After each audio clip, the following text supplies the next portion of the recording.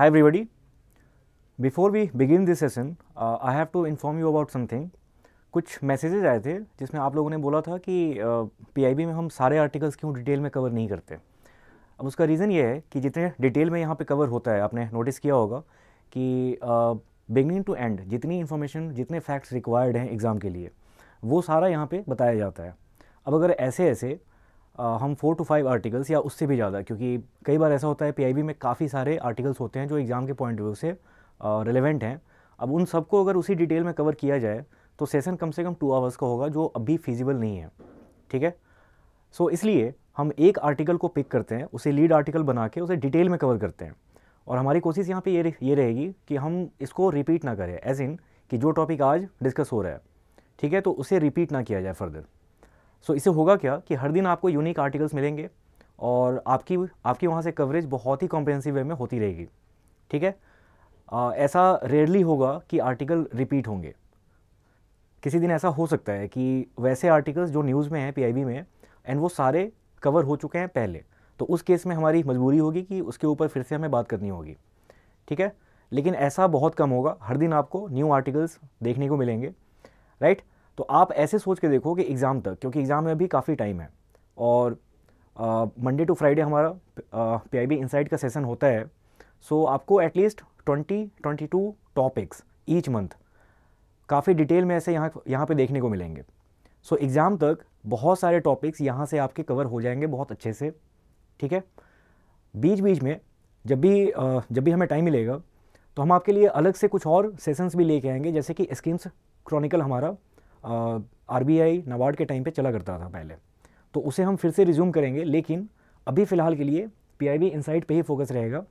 सो इसके थ्रू मेरा जो पर्पस यहाँ पे रहता है वो ये भी बताना कि कैसे जो ओरिजिनल आर्टिकल है वहाँ से क्यों लेके आप उसको कैसे और फर्दर डिटेल में जाओगे उसके, और एग्ज़ाम के पॉइंट ऑफ व्यू से कितने डिटेल तक आपको जाना है उसमें। ठीक है, जस्ट उसके बाद क्वेश्चंस भी होते हैं, तो जो आर्टिकल डिस्कस होती है उसके ऊपर आपको क्वेश्चन करने को मिलता है, एंड फिर जो दूसरे आर्टिकल्स है जो डिस्कस नहीं हो पा रहा है उसके ऊपर भी कुछ ना कुछ क्वेश्चंस रहते हैं। सो इससे आपका थोड़ा थोड़ा होता रहेगा। मैं ये नहीं बोल सकता कि पूरे दिन के जितने आर्टिकल्स हैं वो सारा आपका यहीं से कवर हो सकता है, लेकिन अगर एक टॉपिक भी आपका ईच डे अच्छे से कवर हो रहा है तो लॉन्ग टर्म में उसकी भी वैल्यू बहुत ज़्यादा है। ठीक है, तो उसी नोट पे आज का सेशन हम स्टार्ट करते हैं। And basically there was an update about wetlands, and उसी को हमने आज की लीड आर्टिकल बनाई है। तो सबसे पहले हम ये समझेंगे इसमें कि वेटलैंड्स होते क्या हैं और इसको गवर्न करने के लिए ग्लोबल लेवल पे कौन सा रूल है या फिर कौन सा कन्वेंशन है। इंडिया में वेटलैंड से रिलेटेड जो एक्ट है या फिर रूल है उसको भी हम देखेंगे, एंड फाइनली इस न्यूज़ की मीनिंग क्या है। ठीक है, उसके बाद अगर हम इस टॉपिक के अलावा देखें तो आपको 4 क्वेश्चंस मिलते हैं यहाँ पे। एक है राष्ट्रीय खेल प्रोत्साहन पुरस्कार, उसके बाद अर्नेट इंडिया, फिर है प्रेरणा, और लास्ट में है PM Shri schools. PM Shri को भी हम लीड आर्टिकल बना सकते थे, बट ये टॉपिक ऑलरेडी स्कीम्स वाले हमारे सीरीज़ में कवर हो चुकी है पहले ही, तो इसलिए मैंने इसको यहाँ पे लीड आर्टिकल नहीं बनाया है। बट नेक्स्ट टाइम जब भी ये न्यूज़ में आती है एंड उस दिन इससे ज़्यादा इंपॉर्टेंट कोई आर्टिकल नहीं हुई तो फिर हम पीएम श्री स्कूल को भी दोबारा से कवर करेंगे अच्छे से। ठीक है, सो सेशन स्टार्ट करते हैं। एक बार मैं आपको पहले न्यूज़ दिखा देता हूँ, और न्यूज़ के बाद आपको ये समझना पड़ेगा 1 by 1 कि वेटलैंड क्या है और उससे रिलेटेड फिर रामसर कन्वेंशन क्या है। जैसे आपको यहाँ पे दिखेगा कि रामसर कन्वेंशन लिखा है, वेटलैंड सिटी लिखा है, उसके बाद यहाँ पे वेटलैंड्स भी हैं जिसको डिफाइन किया गया है। तो ये सारी चीज़ें आपको 1 by 1 करके समझनी पड़ेगी। तो सबसे पहले समझ लेते हैं कि वेटलैंड है क्या। वेटलैंड का मतलब होता है कि कोई ऐसा एरिया, ठीक है, कोई ऐसा लैंड फॉर्म जो या तो वाटर से सटा हो, एंड अगर हम लैंड के, ठीक है, अगर मैं आपको डायग्राम बना के थोड़ा समझा पाऊँ तो सपोज़ कि ये लैंड है। अब ये मैं रिवर के कॉन्टेक्स्ट में अभी आपको समझा रहा हूँ। सो वहाँ पे वाटर का जो लेवल है कुछ ऐसा हो सकता है, ये वाटर है और ये लैंड मास है। ठीक है, सॉलिड बिल्कुल ऐसे। सो जितने भी रिवर्स हैं वहाँ पे आपको यही शेप देखने को मिलेगा। तो क्या हम हर रिवर के बैंक्स को ये बोल सकते हैं कि वो वेटलैंड है, ऐसा नहीं होता है, थोड़ा सा डिफरेंस है और डायग्राम के थ्रू आपको ज़्यादा अच्छे से समझ में आ पाएगा। तो एक तो ये हो गया डायग्राम कि यहाँ पे जो वाटर बॉडी है उसके दोनों साइड, अगर हम रिवर के कॉन्टेक्स्ट में देखें तो दोनों साइड उसके लैंड मास है, ठीक है। दूसरा केस इसमें ये हो सकता है कि सी वाटर को अगर हम देखें, ऑब्जर्व करें, तो एक साइड से आपको लैंड मास दिखेगा और दूसरे साइड में बहुत दूर तक सिर्फ वाटर ही वाटर है, ठीक है। तो वो भी इसी से रिलेटेड है। अच्छा, दूसरा जो हो सकता है शेप, अगर रिवर के कॉन्टेक्स्ट में ही बात करें या फिर कोई लेक हो गया, तो ये लैंड मास है, यहाँ पे वाटर है। बहुत सारे केस में ऐसा होता है कि वो लैंड मास के नीचे वहां भी आपको वाटर विजिबली विजिबल नहीं होगा, लेकिन वो लैंड के नीचे होता है, ठीक है। और जो डेप्थ होती है, मतलब जितने डेप्थ के बाद वाटर लेवल स्टार्ट होता है वो डेप्थ बहुत कम होती है।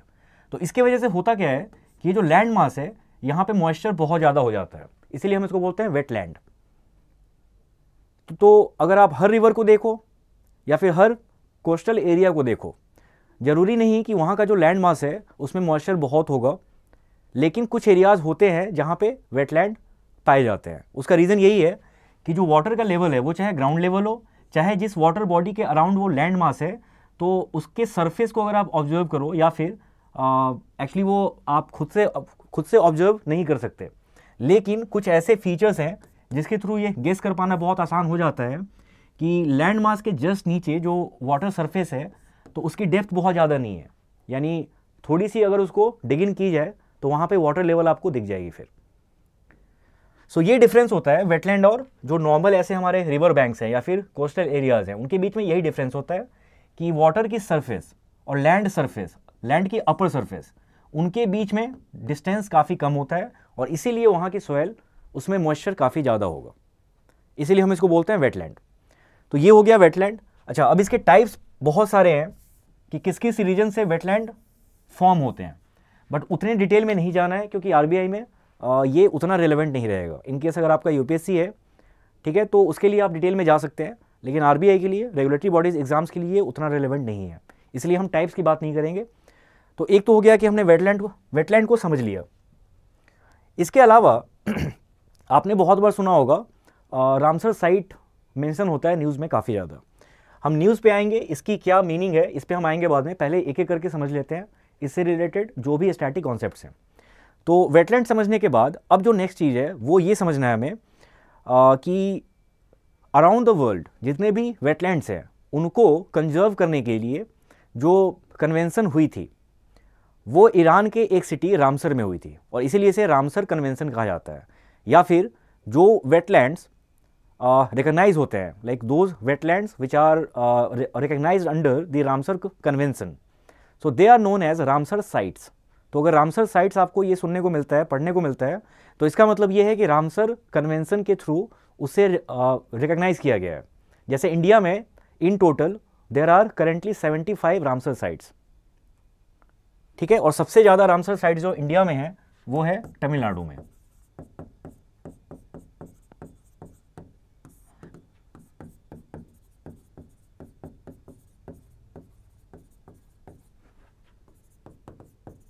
ठीक है, जो सबसे हमारा first Ramsar site in India वो है चिल्का लेक, उड़ीसा में। और अगर हम बात करें बिगेस्ट वेटलैंड की या फिर बिगेस्ट रामसर साइट की, तो वो है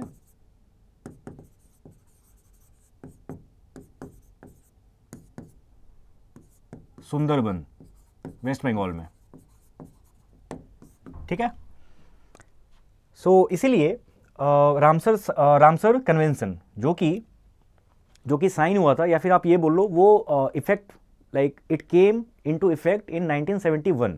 जिस डे को आया था वो डे थी 2 फरवरी, और इसीलिए 2 फरवरी को वर्ल्ड वेटलैंड डे के नाम से भी हम सेलिब्रेट करते हैं। तो अभी फरवरी मंथ स्टार्ट होने के बाद ये फिर से न्यूज़ में आने वाला है, ठीक है। और जिस वजह से अभी न्यूज़ में है वो भी इसी से रिलेटेड है, उसके बारे में हम थोड़ी देर बाद बात करेंगे। लेकिन आप इतना याद रखना कि 2 फेब को वर्ल्ड वेटलैंड डे सेलिब्रेट किया जाता है, इसलिए कि रामसर कन्वेंशन उसी दिन साइन हुआ था एंड उसको अप्रूवल मिला था। ठीक है, ओके। उसके बाद इस साल की जो थीम होगी वो भी मैंने यहाँ पे लिख दिया है, तो इसको आप देख लेना। वैसे तो ये न्यूज़ में आएगा फिर से, लेकिन अभी आप एक बार देख लो, तो नेक्स्ट टाइम जब ये न्यूज़ में आता है फरवरी में, ओब्वियसली इसे न्यूज़ में आना ही आना है, तो उस समय तक आपको ये याद हो गया रहेगा। ठीक है, अच्छा, इंडिया में टोटल जैसे मैंने बताया कि 75 रामसर साइट्स हैं, और जो टोटल एरिया ये कैप्चर करते हैं दैट इज़ 13,26,677 हेक्टेयर्स। अच्छा, इंडिया में जो इससे रिलेटेड एक्ट है तो इन्वायरमेंट प्रोटेक्शन एक्ट 1986, जिसको कि बाद में अमेंड भी किया गया था, तो उस एक्ट में ये प्रोविज़न डाला गया कि हमें वेटलैंड्स को कंजर्व करना है। और इससे रिलेटेड अगर हम सिर्फ वेटलैंड की बात करें तो wetland conservation and management rules 2017, तो ये एक ऐसा आप बोल सकते हो कि लीगल डॉक्यूमेंट है जिसमें वेटलैंड्स को प्रिजर्व करने के लिए जो अप्रोप्रिएट गाइडलाइंस हैं वो यहाँ पे लिखी होती हैं, और इसी के अकॉर्डिंग गवर्नमेंट ऑफ इंडिया, या फिर अगर हम मिनिस्ट्री की बात करें तो MOEFCC वो time to time Ramsar sites को या फिर ऐसे ओवरऑल वेटलैंड्स को जो कि रामसर कन्वेंशन के थ्रू रिकग्नाइज नहीं भी हैं तो भी उनको प्रिजर्व करने का काम करती है। ठीक है, तो ये स्टैटिक हमें यहाँ से पता चल गया। अच्छा, बेनिफिट्स क्या क्या हैं, तो ये बहुत आसान है समझना। सबसे पहले तो वाटर का सोर्स है, बिकॉज वहाँ पे ग्राउंड वाटर का लेवल वो बहुत नीचे नहीं होता, तो ईजिली वाटर को निकाला जा सकता है, तो इसलिए बहुत ही चीप सोर्स होता है। कोई भी वेटलैंड जहाँ पे है तो वो वाटर का बहुत चीप सोर्स हो जाता है, क्योंकि आपको बहुत मेहनत नहीं करनी पानी निकालने के लिए, थोड़े से डेप्थ के बाद ही पानी निकलना स्टार्ट हो जाता है। तो ये सबसे बड़ा बेनिफिट है इसका। दूसरा कि ये फ्लड या फिर स्टॉर्म बफर का काम भी करता है। अब ये कैसे होता है, तो ये ऐसे होगा कि जहाँ पे वाटर की लेवल, ठीक है, आप इसको ऐसे समझो कि वेटलैंड है, उसका पूरा कॉन्सेप्ट यही है कि ज़मीन के जस्ट नीचे पानी, वहाँ पे पानी का लेवल बहुत ज़्यादा नीचे नहीं होता, वहाँ से वो स्टार्ट हो जा रहा है। अच्छा, ये जो है वाटर, ये मूविंग वाटर होता है, तो इन केस अगर मान लो किसी एरिया में फ्लड आया तो लैंड मास पे बहुत ज़्यादा डिस्ट्रक्शन हो फ्लड की वजह से, इसके पहले ही वाटर क्लॉगिंग नहीं होती वहाँ पे। वाटर क्लॉगिंग की प्रॉब्लम वहाँ पे उस साइड में नहीं होती। वाटर क्योंकि मूव करता रहता है तो इसलिए फ्लड का पानी बहुत ईजिली वहाँ से निकल जाता है। कुछ वेटलैंड्स ऐसे होते हैं जो चारों साइड से ट्रैप्ड होते हैं, तो वहाँ पे थोड़ा सा इशू होता है। ठीक है, लेकिन जो कोस्टल वेटलैंड्स होते हैं तो वहाँ पे फ्लड का इम्पैक्ट उतना ज़्यादा नहीं होता। और अगर स्टॉर्म आती है तो वेटलैंड्स में क्योंकि वेजिटेशन बहुत डेंस होती है, तो डेंस वेजिटेशन की वजह से अगर मान लो एयर की स्पीड बहुत ज़्यादा है तो इसलिए वहाँ के लाइवलीहुड पे उतना इम्पैक्ट नहीं पड़ता इसका। जहाँ भी डेंस वेजिटेशन होगी, फॉरेस्ट कवर जहाँ पे ज़्यादा होगा, तो एयर का इम्पैक्ट वहाँ पे कम हो जाता है, तो इसलिए ये फ्लड और स्टॉर्म से प्रोटेक्ट करता है वहाँ पे रहने वाले लोगों को या फिर वहाँ पे रहने वाले एनिमल्स को।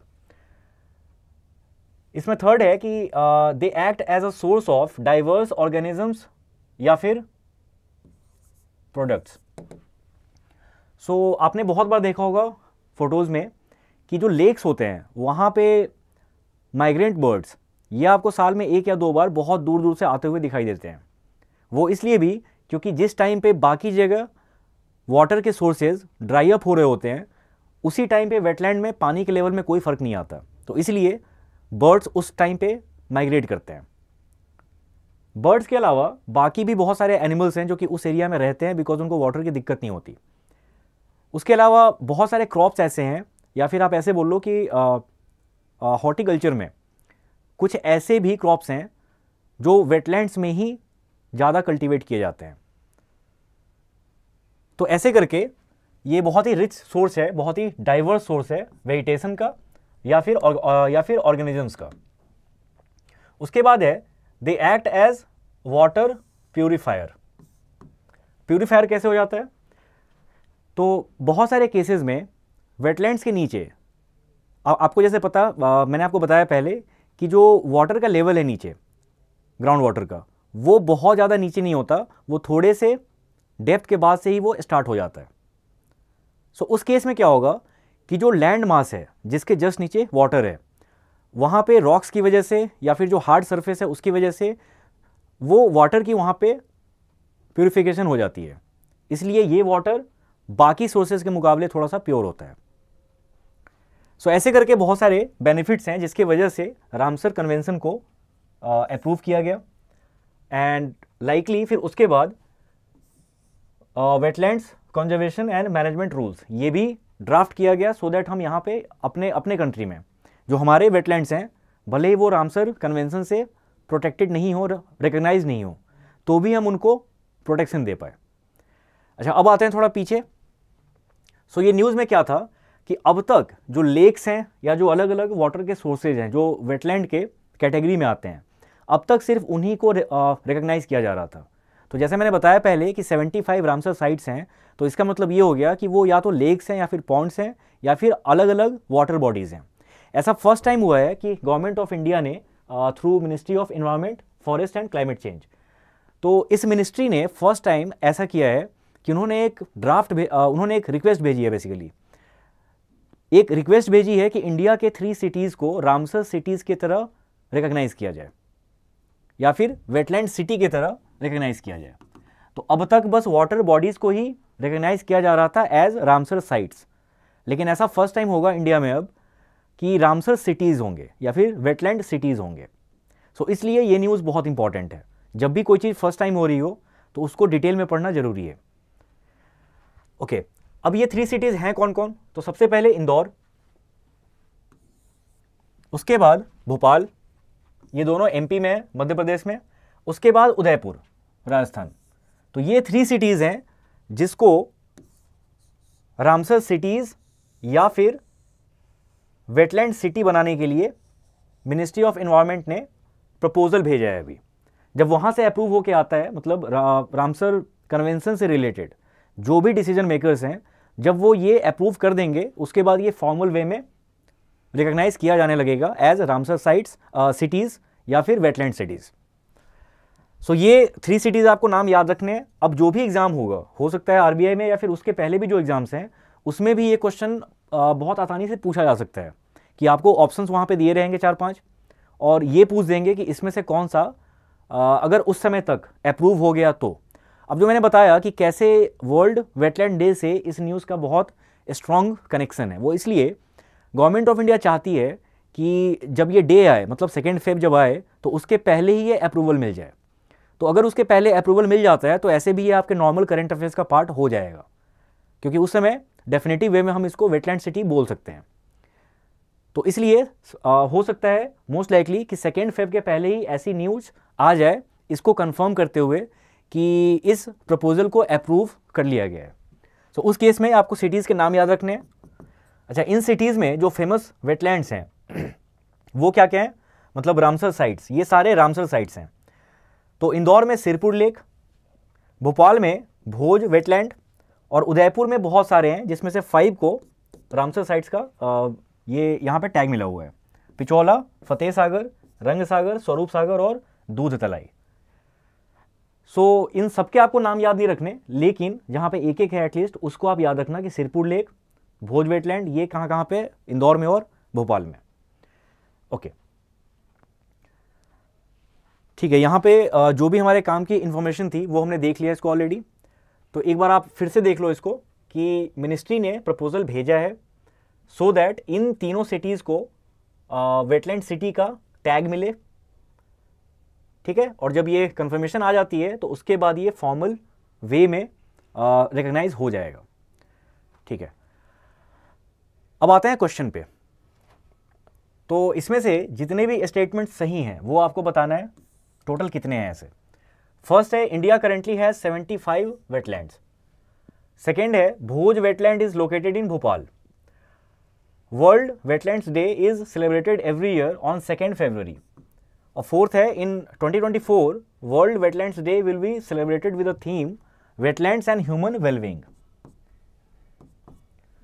सो 75 वाला स्टेटमेंट करेक्ट है। मैंने आपको बताया कि इसी साल टेक्निकली लास्ट ईयर एक्चुअली 2023 में इंडिपेंडेंस डे के टाइम पे ये डिक्लेयर किया गया था, क्योंकि रामसर कन्वेंशन के थ्रू कुछ और ऐसे वेटलैंड्स हैं इंडिया के जिसको कि रामसर साइट का टैग मिला। उसके बाद जो टोटल नंबर हो गया है वो अभी हो गया है 75। और ये भी पॉसिबल है कि वर्ल्ड वेटलैंड डे के पहले कुछ और साइट्स को रामसर साइट का टैग मिले, ये भी पॉसिबल है। बट अभी लाइक आज हम वीडियो रिकॉर्ड कर रहे हैं तो अभी तक का जो डेटा है वो ये है कि 75 ऐसे टोटल साइट्स हैं। नेक्स्ट भोज वेटलैंड। तो मैंने आपको इसके पहले बताया था कि आपको ये दो नाम एटलीस्ट याद रखने हैं कि सिरपुर लेक और भोज वेटलैंड, क्योंकि यहाँ पे एक एक है तो ये आपको याद ईजिली हो सकता है। जहाँ पे 5 है वहाँ पे आप हो सकता है भूल जाओ, लेकिन ये तो आपको याद रहनी ही चाहिए। तो सिरपुर कहाँ पे? इंदौर में। और भोज वेटलैंड कहाँ पे है? भोपाल में। तो ये भी स्टेटमेंट सही है। अच्छा, थर्ड है world wetlands day is celebrated every year on 2 फरवरी। तो इसके ऊपर हम बात कर चुके हैं, सही है ये। और थीम इसका वेटलैंड्स एंड ह्यूमन वेलबींग, तो ये भी हमने लास्ट स्लाइड पे देखा था, यहाँ पे आपको दिख जाएगा। ओके, तो यानी इस क्वेश्चन में चारों स्टेटमेंट्स यहाँ पे सही हैं, तो इसका करेक्ट आंसर क्या होगा? 5, ऑल 4। उसके बाद जो नेक्स्ट टॉपिक है जिसपे आपको यहाँ पे एमसीक्यू मिलेगा वो है अबाउट राष्ट्रीय खेल प्रोत्साहन पुरस्कार। तो ये अभी अनाउंस हुआ है। उसके बाद कुछ दिनों के बाद इन अवार्ड्स को कन्फर किया जाएगा। जो भी इसके विनर्स हैं तो उनको ये कन्फर किया जाएगा। एंड जब भी ये अवार्ड्स फॉर्मल वे में दिए जाते हैं तो उस समय भी ये दोबारा से न्यूज़ में रहेगा। तो अगर आप अभी इसको देख लेते हो तो नेक्स्ट टाइम जब भी न्यूज़ में रहेगा तो वो आपके लिए रिवीजन की तरह होगा। सो इसमें आपको समझना ये है, क्वेश्चन आप बाद में करना अटेम्प्ट, एक तो पहले ये समझ लेना कि इस अवार्ड को देता कौन है, ठीक है? कन्फर कौन करता है? अनाउंस करना अलग चीज़ है और अवार्ड्स को कन्फर करना ये एक डिफरेंट चीज़ है। तो आपको सबसे पहले उस ऑफिस या फिर इंडिविजुअल उसके नाम को याद रखना है कि कौन इसे कॉन्फर करता है। दूसरा, कैटेगरीज कितनी है इसकी, कितने कैटेगरीज में ये अवार्ड्स दिए जाते हैं। और थर्ड, कि इनके विनर्स कौन है। सो यही वो 3 पैरामीटर्स हैं जिसके ऊपर किसी अवार्ड के बारे में पूछा जाता है। एंड क्योंकि अब एग्जाम के क्वेश्चंस अगर आप जीओ को देखो तो जीए के क्वेश्चंस लास्ट ईयर वो काफ़ी डिटेल्ड थे। सो अगर इस टॉपिक पे कोई क्वेश्चन एग्जाम में आए तो उसके लिए आपको ये 3 यहाँ पे जो 3 पैरामीटर्स हैं उनको आप जरूर वहाँ पे थोड़ा फोकस करना, सो दैट ये इंफॉर्मेशन आप ऐसे मिस ना करो।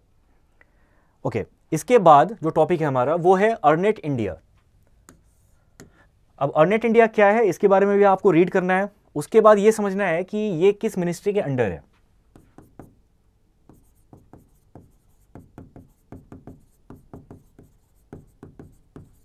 ठीक है, किस मिनिस्ट्री का इस पे एडमिनिस्ट्रेटिव कंट्रोल है, ये किस टाइप की ऑर्गेनाइजेशन है।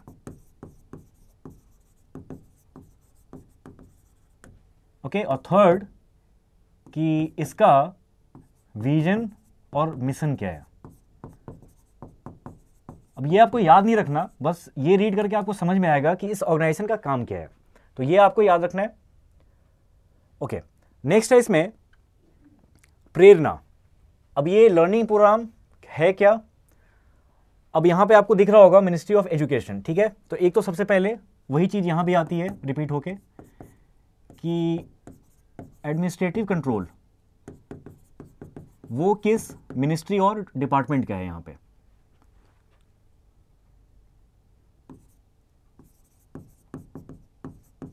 दूसरा, इसका पर्पस क्या है। थर्ड, इसके जो टारगेट बेनिफिशरीज हैं वो कौन कौन से हैं। अगर इतनी इंफॉर्मेशन आपने देख ली तो इस टॉपिक से रिलेटेड सारे की फैक्ट्स आपके कवर हो जाएंगे। तो ये आपको ध्यान से रीड करना है इसे। अच्छा, उसके बाद है पीएम श्री। तो पीएम श्री अपने आप में एक गवर्नमेंट स्कीम है, इसमें काफ़ी सारे फीचर्स हैं। तो लास्ट मंथ में इसके ऊपर कंटेंट ऑलरेडी आ चुका है, तो पीआईबी सूत्रा में आप जाके देख सकते हो। ठीक है, अक्टूबर मंथ में, नवंबर मंथ में ये न्यूज़ में रहा है। तो अगर आपने प्रीवियस मंथ्स के कंटेंट को रेफ़र किया है तो ये ऑलरेडी आपका अभी तक कवर हो गया होगा। तो अगर आपने इसको रीड कर रखा है पहले से तो आप डायरेक्टली ये क्वेश्चन अटेम्प्ट कर सकते हैं, नहीं तो आपको वापस जाके कंटेंट में रेफर करना होगा, या तो खुद से नेट पे सर्च कीजिए थोड़ा सा, एंड उसके बाद ये क्वेश्चन आप अटेम्प्ट करना, तब फिर हो जाएगा। ठीक है, तो आज के सेशन में इतना ही, मिलते हैं नेक्स्ट सेक्शन में। Thanks for watching.